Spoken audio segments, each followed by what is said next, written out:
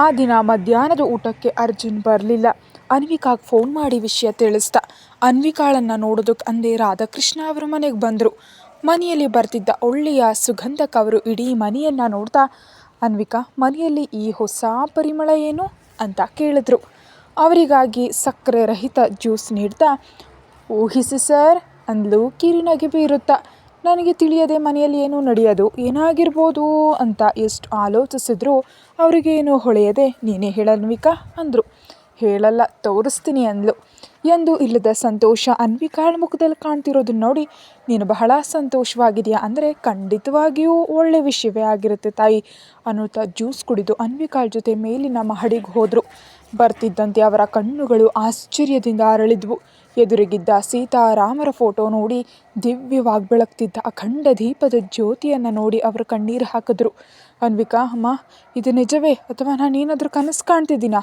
ಈ ಮನೆಯಲ್ಲಿ ದೇವರ ಮಂದಿರವೇ, ನಾನು ನೋಡ್ತಿರೋದು ನಿಜಾನಾ ಅಂದರು. ದೇವರಿಗೆ ಬೆಳಗಿಟ್ಟಿದ್ದ ಪ್ರಸಾದವನ್ನು ಬೌಲ್ನಂತಂದು ತಗೊಳ್ಳಿ ಅಂತ ನೀಡಿದ್ಲು. ಭಕ್ತಿಯಿಂದ ಪ್ರಸಾದವನ್ನು ಕಣ್ಣುಗೊತ್ಕೊಂಡು ಸೇವಿಸಿದ್ರು. ಅವರ ಮನಸ್ಸೆಲ್ಲ ಆನಂದದಿಂದ ತುಂಬ ಹೋಯಿತು. ಈ ಮನೆಯಲ್ಲಿ ದೀಪ ಧೂಪ ನೈವೇದ್ಯ ನೋಡ್ತೀನಿ ಅಂತ ಅಂದ್ಕೊಂಡಿರಲಿಲ್ಲ ಅನ್ವಿಕಾ. ಇದೆಲ್ಲ ಹೇಗೆ ಸಾಧ್ಯ ಆಯಿತು? ಅರ್ಜುನ್ಗೆ ಇವುಗಳೆಲ್ಲ ಇಷ್ಟ ಇಲ್ಲ. ಅವನನ್ನು ಹೇಗೆ ಒಪ್ಪಿಸ್ದೆ? ಅವನು ಒಪ್ಪಿದ್ದು ನನಗೂ ಆಶ್ಚರ್ಯವೇ ಸರ್.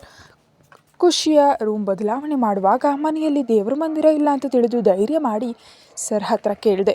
ಮೊದಲು ಒಪ್ಪಲಿಲ್ಲ, ಆದರೆ ಏನು ಯೋಚಿಸಿ ಡಿಸೈನರ್ನ ಕರೆಸಿ ನನಗೆ ಬೇಕಾದಂತೆ ಸಿದ್ಧಪಡಿಸ್ಕೊಳ್ಳೋದಕ್ಕೆ ಹೇಳಿದ್ರು. ಈಗ ನಿಮ್ಮ ಕಣ್ಣು ಮುಂದೆ ಇರೋದು ಅದೇ ಸರ್ ಅಂದ್ಲು. ಬಹಳ ಸಂತೋಷ ಆಯಿತು ಅನ್ವಿಕಾ. ಯಂತ್ರದಂತೆ ಬದಲಾದ ಅವನಲ್ಲಿ ಮೆಲ್ಲಗೆ ಬದಲಾವಣೆ ಬರ್ತಿರೋದು ನಿಜಕ್ಕೂ ನನಗೆ ಸಂತೋಷದ ವಿಷಯ ಎಂದರು. ಸರ್, ಒಂದು ವಿಷಯ ಕೇಳ್ತೀನಿ, ಏನು ಅಂದ್ಕೊಳ್ಳೋದಿಲ್ಲ ತಾನೇ? ಏನಮ್ಮ? ಸರ್, ಅವರಿಗೆ ದೇವ್ರ ಮೇಲೆ ಯಾಕೆ ಇಷ್ಟ ಇಲ್ಲ? ಒಂದು ಸಣ್ಣ ದೀಪ ಹಚ್ಚಿದ್ರು ಒಡೆಯುವಷ್ಟು ಸಿಟ್ಟು ಮಾಡ್ತಾರೆ. ಒಂದು ಬಾರಿ ನಿಮ್ಮನ್ನು ನೋಡಿದ್ರೆ ಮಹಾರಾಜನಂತೆ ಬಟ್ಟೆಗಳಲ್ಲಿರ್ತೀರಿ, ಅಂತಹ ನಿಮ್ಮ ಮೊಮ್ಮಗ ಮಾತ್ರ ನಾಸ್ತಿಕನಂತೆ ಮಾತನಾಡ್ತಾನೆ ಯಾಕೆ? ನಿಮಗೆ ತೊಂದರೆಯಾಗದಿದ್ದರೆ ಮಾತ್ರ ಉತ್ತರ ಹೇಳಿ ಅಂದ್ಲು. ಇದರಲ್ಲಿ ತೊಂದರೆ ಏನೂ ಇಲ್ಲಮ್ಮ, ಅವನ ಮನಸ್ಸು ಪಟ್ಟ ನೋವು ಅಂತಹದ್ದು. ನನ್ನ ಮೊಮ್ಮಗ ಎಂದು ಹೇಳ್ಕೊಳ್ತಿಲ್ಲ, ಆದರೆ ಅರ್ಜುನ್ ನಿಜವಾಗಿಯೂ ರಾಮನಂತೆ. ಒಂದು ಕಾಲದಲ್ಲಿ ಅವನು ಇದ್ದಷ್ಟು ಭಕ್ತಿಯಿಂದ ಮನೆಯಲ್ಲಿ ಯಾರೂ ಇರಲಿಲ್ಲ. ಹುಟ್ಟಿದ ಹಬ್ಬವಾಗಲಿ ಯಾವುದೇ ಹಬ್ಬ ಆಗಲಿ ದೇವಸ್ಥಾನಕ್ಕೆ ಎಳ್ಕೊಂಡು ಹೋಗ್ತಿದ್ದ. ಆ ದಿನಗಳ ಅವನ ತುಂಟಾಟ ಆನಂದ ಎಲ್ಲವೂ 4 ವರ್ಷಗಳ ಹಿಂದೆ ಮರೆಯಾದವು ಅನ್ವಿಕಾ ಅಂದರು. ಏನಾಯಿತು? ಅದನ್ನು ಹೇಳೋ ಸಮಯ ಬಂದರೆ ನಿನಗೆ ತಿಳಿಯುತ್ತೆ ಅಂದರು. ಸರ್, ಇನ್ನೊಂದು ವಿಷಯ ಕೇಳ್ಬೋದಾ? ಕೇಳನ್ವಿಕಾ. ಖುಷಿ ಮಗುವಿನ ತಾಯಿ ಯಾರು? ನೀನು ಯಾರಿರ್ಬೋದು ಅಂತ ಅಂದ್ಕೊಂಡಿದ್ಯಾ ಅನ್ವಿಕಾ? ನಿಮ್ಮ ಮೊಮ್ಮಗಳು ಮೈಥಿಲಿ ಮಾತ್ರ ಖಂಡಿತ ಅಲ್ಲ ಅಂದ್ಲು ಖಡಾಖಂಡಿತವಾಗಿ. ರಾಧಾಕೃಷ್ಣ ನಕ್ಕರು. ನಿಜ, ಮೈಥಿಲಿ ಅಲ್ಲ ಅಂದರು. ಅವಳಲ್ಲ ಎಂಬ ವಿಷಯ ತಿಳಿದು ಅನ್ವಿಕಾಗೆ ಸ್ವಲ್ಪ ನೆಮ್ಮದಿ ಆಯಿತು. ಮತ್ಯಾವುದೋ ಒಪ್ಪಂದ ಅಂತ ಮೊನ್ನೆ ಗಲಾಟೆ ಮಾಡಿ ಹೋದ್ರಲ್ಲ, ಯಾವುದ್ರ ಒಪ್ಪಂದ?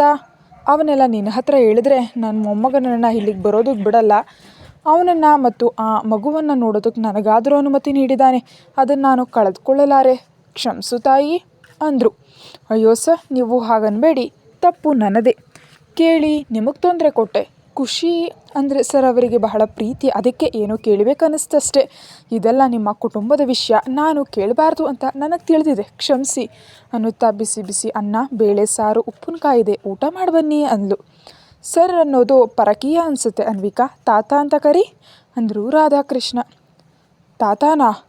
ಹೋಗ್ತಿದ್ದವಳು ನಿಂತು ಹಿಂದಿರುಗಿ ನೋಡಿದ್ಲು. ಅನ್ವಿಕಾಳ ಕಣ್ಣಲ್ಲಿ ಏನೋ ನೋವು. ಅದನ್ನು ಗಮನಿಸಿದ ರಾಧಾಕೃಷ್ಣ ಅವರು ಅನ್ವಿಕಾಳ ತಲೆ ಸವರುತ್ತಾ, ಅರ್ಜುನ್, ಏನು ಅನ್ನಲ್ಲ, ನಾನು ಹೇಳ್ತಿದ್ದೀನಿ, ನನ್ನ ತಾತ ಅಂತ ಕರಿ ಅಂದರು. ಬಹಳ ಅಕ್ಕರೆಯಿಂದ ನೋಡ್ತಾ ಅಷ್ಟರಲ್ಲೇ ಅನ್ವಿಕಾಳ ಕಣ್ಣುಗಳಿಂದ ಆನಂದ ಬಾಷ್ಪ ಸುರಿತಿತ್ತು. ಎಂದು ಇಲ್ಲದ ಬಾಂಧವ್ಯ ತನಗೆ ದೊರೀತು ಎಂಬ ಸಂಭ್ರಮ ಅವಳ ಕಣ್ಣಲ್ಲಿತ್ತು. ಅನ್ವಿಕಾಳ ಕಣ್ಣೀರನ್ನು ನೋಡಿ, ಯಾಕಮ್ಮ ಅಳ್ತಿದ್ಯಾ? ನಾನೇನಾದರೂ ತಪ್ಪಾಗಿ ಹೇಳಿದ್ನಾ ಅಂತ ಗಾಬರಿ ಪಟ್ಟರು ರಾಧಾಕೃಷ್ಣ. ಇಲ್ಲ ಸರ್ ಅಂತ ಕಣ್ಣು ಒರೆಸ್ಕೊಳ್ತಾ, ನಿಮ್ಮಂಥವರು ದೊಡ್ಡ ಮನಸ್ಸಿನಿಂದ ನನ್ನನ್ನು ನಿಮ್ಮ ಮೊಮ್ಮಗಳಂತೆ ಭಾವಿಸೋದು ನಿಜಕ್ಕೂ ಯಾವ ಸಂಬಂಧವೂ ಇಲ್ಲದ ನನಗೆ ಬೆಟ್ಟದಷ್ಟು ಆಸರೆ ಅನಿಸ್ತಿದೆ.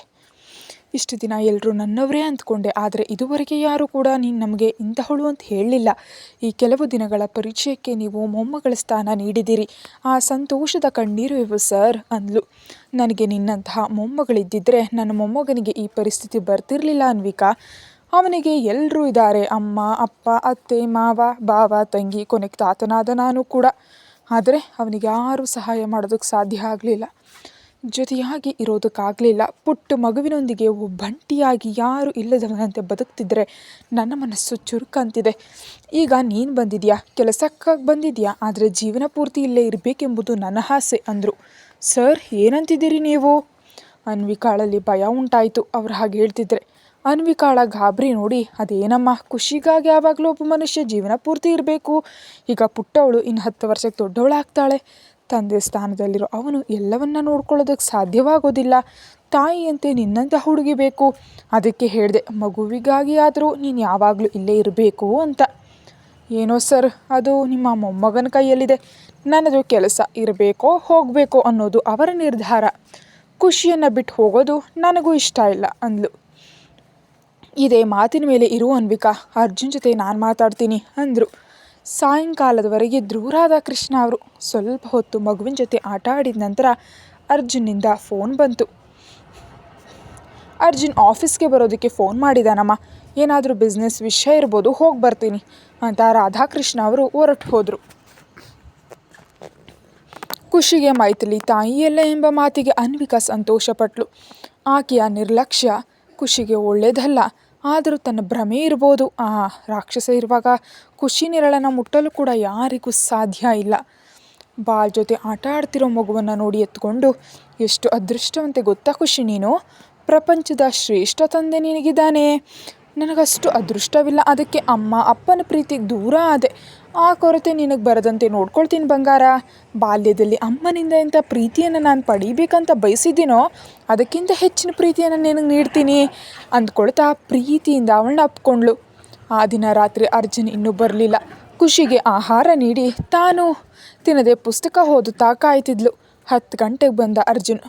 ಸಿದ್ಧವಾಗಿ ಬನ್ನಿ, ಊಟ ತರ್ತೀನಿ ಅಂತ ಹೋಗ್ತಿದ್ದವಳಿಗೆ, ಹಸಿವಿಲ್ಲ, ನೀನು ತಿಂದು ಮಲಗು ಅಂತ ಅನ್ವಿಕಾ ಕರೆಯೋ ಮುಂಚೆಯೇ ಹೊರಟು ಹೋದ. ಅದು ಸರಿಯಲ್ಲ ಅಂತ ಏನೋ ಹೇಳಲು ಹೋದವಳಿಗೆ, ಹೋಗೋ ಅನ್ನಲ್ಲ ಅಂತ ಗರ್ಜಿಸಿದ್ದಕ್ಕೆ ಮರು ಮಾತನಾಡದೆ ಕೆಳಗೆ ಬಂದಳು. ಅವನ ಕಣ್ಣಲ್ಲಿ ಏನೋ ಮಂಕು ಕವಿದಿತ್ತು. ಅವಳಿಗೆ ಊಟ ಮಾಡಲು ಮನಸ್ಸಾಗದೆ ಹೋಗಿ ಮಲಗಿದ್ಲು. ಮರುದಿನ ಬೆಳಿಗ್ಗೆ ಅನ್ವಿಕಾ ಬೆಳಿಗ್ಗೆ ಎದ್ದು ಪೂಜೆ ಮಾಡಿ ತಿಂಡಿ ಸಿದ್ಧಪಡಿಸಿ ಕಾಯ್ತಿದ್ಲು. ಸೆಕ್ಯೂರಿಟಿ ಬಂದು, ಸರ್ ಬೆಳಿಗ್ಗೆ ಆಫೀಸ್ಗೆ ಹೊರಟು ಹೋದರು ಅಂತ ಹೇಳಿದಾಗ ಬೇಸರ ಆಯಿತು. ನಿನ್ನೆಯಿಂದ ಅವಳು ಅರ್ಜುನ್ಗೆ ಊಟ ಬಡಿಸಿರಲಿಲ್ಲ. ಎಂದಿನಂತೆ ಮಗುವಿನ ಜೊತೆ ಅವಳ ದಿನ ಕಳೆದು ಹೋಯಿತು. 4 ದಿನಗಳ ನಂತರ ಆಫೀಸ್ನಿಂದ ಬಂದ ಅರ್ಜುನ್ ಮರುದಿನ ಬೆಳಿಗ್ಗೆ ಸಿದ್ಧವಾಗಿರೋದಕ್ಕೆ ಅನ್ವಿಕಾಗಿ ಹೇಳಿ ಹೊರಟು ಹೋದ. ಯಾಕೆ? ಅದೇ ಆಲೋಚನೆಯಲ್ಲಿ ಆ ರಾತ್ರಿ ಕಳೆದ ನಂತರ ಮರುದಿನ ಬೇಗ ಎದ್ದು ಸ್ನಾನ ಮಾಡಿ ಸಿದ್ಧವಾದ್ಲು ಅನ್ವಿಕಾ. 6 ಗಂಟೆಗೆ ಕೆಳಗೆ ಬಂದ ಅರ್ಜುನ್ಗೆ ಹಸಿರು ಬಣ್ಣದ ಸೀರೆಯಲ್ಲಿ ಅವಳು ಸುಂದರವಾಗಿ ಕಂಡ್ಳು. ಬಾ ಹೋಗೋಣ. ಖುಷಿ ಅವಳು ಹೇಳೋಷ್ಟರಲ್ಲಿ ಮರಳಿ ಬರೋಣ ಅನ್ನುತ್ತಾ ಕಾರಿನ ಕೀ ತೆಗೆದುಕೊಂಡ. ಅರ್ಜುನ್ ಹಿಂದೆ ನಡೆದ್ಲು ಅನ್ವಿಕಾ. ಅವನು ಕಾರ್ ಓಡಿಸ್ತಿದ್ರೆ ಪಕ್ಕದಲ್ಲಿ ಕೂತ್ಲು. ಕಾರ್ ನಗರದಿಂದ ಸ್ವಲ್ಪ ದೂರ ಇರೋ ಜಾಗಕ್ಕೆ ಬಂತು. ಯಾರೋ ಅಲ್ಲಿದ್ದಾರೆ. ಪುರೋಹಿತರು ಕೂಡ 2 ಇದ್ದಾರೆ. ಗೊಂದಲದಿಂದ ನೋಡ್ತಿದ್ದ ಅನ್ವಿಕಾಳ ಕಡೆ ನೋಡಿ, ನಿನ್ನ ಆಸೆಯಂತೆ ಭೂಮಿ ಪೂಜೆ ನಡೀತಿದೆ ಇಂದು ಅಂದ. ಮೊದಲು ಅರ್ಥವಾಗದ ಅನ್ವಿಕಾಗೆ ವಿಷಯ ತಿಳಿದ ನಂತರ ಆನಂದ ತಡೆದುಕೊಳ್ಳಲಾಗದೆ, ಏನು ಸರ್, ಏನಂತಿದ್ದೀರಿ ನೀವು ಅಂದ್ಲು. ಚಿಕ್ಕ ಮಗುವಿನಂತೆ ಸಂಭ್ರಮ ಪಡ್ತಿದ್ದ ಅನ್ವಿಕಾಳ ಕಡೆ ನೋಡಿ, ಮನೆಗಾಗಿ ಪುರೋಹಿತರೆ ಶುರು ಮಾಡಿ ಅಂದ. ಅಯ್ಯೋ, ನೀವಿಬ್ಬರು ಬಂದು ಹೀಗೆ ಕೂತ್ಕೊಳ್ಳಿ ಅಂತ ಅವರು ಹೇಳಿದ್ದಕ್ಕೆ, 2 ಯಾಕೆ, ಒಬ್ಬರು ಮಾಡಿದ್ರೆ ಸಾಲದೆ ಅಂದ ಅರ್ಜುನ್. ಒಬ್ಬರು ಹೇಗೆ ಮಾಡ್ತಾರೆ? ಭೂಮಿಯ ಯಜಮಾನರು ನೀವು, ಒಬ್ಬರೇ ಮಾಡೋದು ಸರಿಯಲ್ಲ. ಧರ್ಮಪತ್ನಿ ಜೊತೆ ಪಾಲ್ಗೊಂಡ್ರೆ ಶುಭವಾಗತ್ತೆ. ಪುರೋಹಿತರ ಮಾತಿಗೆ ಬೆಚ್ಚಿ ಬಿದ್ದ ಅನ್ವಿಕಾ, ಧರ್ಮಪತ್ನಿ ಅಲ್ಲ, ನಾನು ಅವ್ರ ಹತ್ರ ಕೆಲಸ ಮಾಡೋಳು, ತಿಳಿದೆ ಇನ್ನೊಮ್ಮೆ ಹಾಗನ್ಬೇಡಿ ಅಂದ್ಲು. ಒಟ್ಟಿಗೆ ಬಂದಿದ್ದನ್ನು ನೋಡಿ ತಪ್ಪಾಗಿ ಭಾವಿಸ್ದೆ ತಾಯಿ ಅಂತ ಹೇಳಿ, ಸರಿ ನಿಮ್ಮಿಷ್ಟ, ಯಾರಾದರೂ ಕೂತ್ಕೊಳ್ಳಿ ಅಂದರು. ನೀವು ಕೂತ್ಕೊಳ್ಳಿ, ನಾನು ನಿಂತಿರ್ತೀನಿ ಅಂದ್ಲು. ನನ್ನ ಜೊತೆ ಪೂಜೆ ಮಾಡೋದಕ್ಕೆ ನಿನಗೇನಾದರೂ ತೊಂದರೆಯಾ ಗಂಭೀರವಾಗಿ ಕೇಳಿದ ಅರ್ಜುನ್. ಅವನ ಮುಖದ ಗಾಂಭೀರ್ಯಕ್ಕೆ ಏನು ಹೇಳಬೇಕಂತ ತಿಳಿಯದೆ, ಇಲ್ಲ ಸರ್ ಅಂತ ತಲೆ ಆಡಿಸಿದ್ಲು. ಬಂದು ಕೂತ್ಕೋ, 2 ಮಾಡೋಣ ಅಂತ ಪೀಠದ ಮೇಲೆ ಕೂತ. ಉಸಿರು ಬಿಗಿ ಹಿಡಿದು ಅವನ ಪಕ್ಕದಲ್ಲಿ ಸ್ವಲ್ಪ ಜರಿದು ಕೂತ್ಲು ಅನ್ವಿಕಾ. 2 ಕೈಯಿಂದ ಗಣಪತಿ ಪೂಜೆ ಮಾಡಿಸಿ ನಂತರ ಭೂಮಿ ಪೂಜೆ ಮಾಡಿಸ್ತಿದ್ದಾರೆ. ಅದೇ ಸಮಯದಲ್ಲಿ ಕಾರ್ ಒಂದು ಅಲ್ಲಿಗೆ ವೇಗವಾಗಿ ಬಂತು. ಧೂಳು ಎಬ್ಬಿಸ್ತಾ ಬರ್ತಿದ್ದ ಕಾರಿನ ಶಬ್ದಕ್ಕೆ ಅನ್ವಿಕಾ ಹಿಂತಿರುಗಿ ನೋಡಿದ್ಲು. ನಿಲ್ಲಿಸಿದ ಕಾರ್ನಿಂದ ಬಿಳಿ ಸೂಟ್ನಲ್ಲಿ ಚಂದ್ರಮೌಳಿ ಅವರು ಇಳಿದರೆ ಅವರ ಹಿಂದೆ ವರದರಾಜು, ಕೈಲಾಶ್, ಮೈಥಿಲಿ ಇಳಿದ್ರು. ಅವರಲ್ಲಿ ಮೈಥಿಲಿ ಹೊರತು ಉಳಿದವರು ಯಾರೆಂದು ತಿಳಿಯದ ಅನ್ವಿಕಾ ನೋಡ್ತಾ ಇದ್ಲು.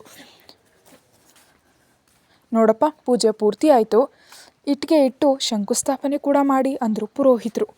ಪಕ್ಕಕ್ಕೆ ನೋಡ್ತಿದ್ದ ಅನ್ವಿಕಾಳನ್ನು ನೋಡಿ, ಇಲ್ಲಿ ನೋಡು ಅಂದ ಗಂಭೀರ ಧ್ವನಿಯಲ್ಲಿ. ಹಾಂ ಅನ್ನುತ್ತಾ ಅತ್ತ ತಿರುಗಿದ್ಲು. ಅವರಿಬ್ಬರು ಸೇರಿ ಇಟ್ಟಿಗೆ ಇಡ್ತಿರೋದನ್ನು ನೋಡಿದ ಮೈಥಿಲಿಗೆ ಮೈಯೆಲ್ಲ ಉರಿಯತೊಡಗಿತ್ತು. ಮಾವ ನೋಡಿದ್ರಾ, ನಾನು ಹೇಳಿದ್ರೆ ನೀವು ಸುಮ್ಮನಿದ್ರಿ, ಈಗ ನೋಡಿ ಅವಳ ಕೈಯಿಂದ ಪೂಜೆ ಕೂಡ ಮಾಡಿಸ್ತಿದ್ದಾನೆ. ಚಿಕ್ಕಂದಿನಿಂದ ಇದು ನನ್ನನ್ನು ಬಿಟ್ಟು ಮುಖ ಪರಿಚಯ ಇಲ್ಲದ ಅನಾಥೆಯೊಂದಿಗೆ ಹೆಂಡತಿಯಂತೆ ಹೇಗೆ ನಾಚಿಕೆ ಇಲ್ಲದೆ ಸಾರ್ವಜನಿಕವಾಗಿ ಅಂತ ಕೂಗಾಡ್ತಿದ್ರೆ ಆ ಕೂಗುಗಳು ಅರ್ಜುನ್ ಮತ್ತು ಅನ್ವಿಕಾ ಕೇಳಿಸಿದ್ವು. ಕೈಯಲ್ಲಿದ್ದ ಇಟ್ಟಿಗೆ ಬಿಟ್ಲು ಅನ್ವಿಕಾ. ಮೈಥಿಲಿಯ ಮಾತುಗಳಿಗೆ ಅದು ಬಿದ್ದು ಹೋಗದಂತೆ ಹಿಡಿದು, ಮಾಡೋ ಕೆಲಸದ ಮೇಲೆ ಗಮನ ಇರಲಿ ಅಂತ ಗಂಭೀರವಾಗಿ ಹೇಳಿ ಅವಳ ಕೈಯಿಂದಲೇ ಪೂಜೆ ಪೂರೈಸಿದ.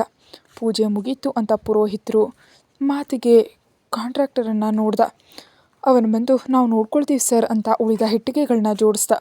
ಅರ್ಜುನ್, ಏನು ಮಾಡ್ತಿದ್ಯಾ ಅಂತ ಕೂಗುತ್ತಾ ಬಂದರು ಚಂದ್ರಮೌಳಿ. ಗಮನಿಸಿದ ಅರ್ಜುನ್ ಪುರೋಹಿತರಿಗೆ ದಕ್ಷಿಣೆ ನೀಡಿ ಕಳಿಸಿ ಅನ್ವಿಕಾಳ ಕಡೆ ನೋಡಿ, ಹೋಗಿ ಕಾರ್ನಲ್ಲಿ ಕೂತ್ಕೋ ಅಂದ.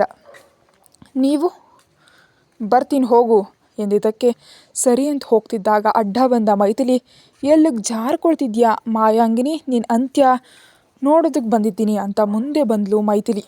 ಅವಳನ್ನ ಇನ್ನೊಂದು ಮಾತು ಅಂದೆ ಅಂದರೆ ನಿನ್ನ ಬಾಯಿ ಹೊಡಿತೀನಿ ಮೈಥಿಲಿ ಅಂತ ಹಿಂದಿನಿಂದ ಅರ್ಜುನ್ ಧ್ವನಿ ಕೇಳಿಸ್ತು. ಅವನ ಕಠೋರ ಧ್ವನಿಗೆ ಬೆದರಿ, ಮಾವ ನೋಡಿ ಹೇಗೆ ಮಾತಾಡ್ತಿದ್ದಾನೆ, ಬೇರೆಯವಳ ಮುಂದೆ ಸ್ವಂತದವಳಾದ ನನಗೆ ಅವಮಾನ ಮಾಡ್ತಿದ್ದಾನೆ ಅಂತ ಸುಳ್ಳು ಕಣ್ಣೀರನ್ನು ಸುರಿಸಿದ್ಲು. ನೀನು ಸುಮ್ಮನಿರು ಮೈತು ಅಂತ ತಡೆದು ಅರ್ಜುನನ್ನು ಕೇಳಿದ್ರು. ಚಂದ್ರಮೌಳಿ, ನಿನ್ನನ್ನೇ ಕೇಳ್ತಿರೋದು, ಇದೆಲ್ಲ ಯಾರನ್ನು ಕೇಳಿ ಮಾಡ್ತಿದ್ಯಾ? ಮಗನ ಕಡೆ ನೋಡಿ ಕೇಳಿದ್ರು. ಯಾರನ್ನು ಕೇಳೋ ಅಗತ್ಯ ನನಗಿಲ್ಲ ಅಂತ ನೇರವಾಗಿ ನೋಡ್ತಾ ಹೇಳ್ದ. ಈ ಭೂಮಿಯ ಯಜಮಾನನಾದ ನನ್ನನ್ನು ಕೇಳಬೇಕು, ಇದು ನಿಮ್ಮದು ಅನ್ನೋದಕ್ಕೆ ಸಾಕ್ಷಿ ಏನು? ಬಾವಾ, ಆ ಪೇಪರ್ ಕೊಡು ಅಂತ ಹೇಳಿದ್ದಕ್ಕೆ ವರದರಾಜು ತಂದಿದ್ದ ಪತ್ರಗಳನ್ನು ನೀಡ್ದ. ಅರ್ಜುನ್ ತನ್ನ ವಕೀಲನ ಕಡೆ ನೋಡ್ದ. ಅವನು ತನ್ನ ಫೈಲ್ನಿಂದ ದಾಖಲೆಗಳನ್ನು ತೆಗೆದು ವರದರಾಜುವಿಗೆ ನೀಡ್ದ. ಅವುಗಳನ್ನ ಓದಿ ಆಘಾತಕ್ಕೊಳಗಾದ ವರದರಾಜು, ಬಾವಾ ಇದು ನೋಡು ಅಂದ. ಅವನು ಪಡೆದ ಚಂದ್ರಮೌಳಿ ಓದುತ್ತಾ ಹಲ್ಲು ಕಡಿಯುತ್ತಾ ಕೆಂಪು ಕಣ್ಣುಗಳಿಂದ ಅರ್ಜುನ್ನ ನೋಡ್ತಾ, ನಾನು ನಿನ್ನ ತಂದೆ ಅರ್ಜುನ್, ನನ್ನ ಆಸ್ತಿಯ ಮೇಲೆ ಸಂಪೂರ್ಣ ಹಕ್ಕು ನನ್ನದೇ ಅಂದನು ಸಿಟ್ಟಿನಿಂದ. ಅದು ಒಂದು ಕಾಲದಲ್ಲಿ ನೀವೊಬ್ಬರ ಹೆಸರಿಗೆ ಬದಲಾಯಿಸಿದ ಮೇಲೆ ಅದರ ಮಾಲೀಕರು ನೀವಲ್ಲ ಮಿಸ್ಟರ್ ಚಂದ್ರಮೌಳಿ ಅಂದನು ಅರ್ಜುನ್ ನಿರ್ಲಕ್ಷ್ಯದಿಂದ. ಈ ಗಲಾಟೆಯಲ್ಲಿ ಚಂದ್ರಮೌಳಿ ಅವರು ಅರ್ಜುನ್ ತಂದೆ ಅಂತ ತಿಳಿದು ಆಘಾತದಿಂದ ನೋಡ್ತಾ ಇದ್ಲು ಅನ್ವಿಕಾ.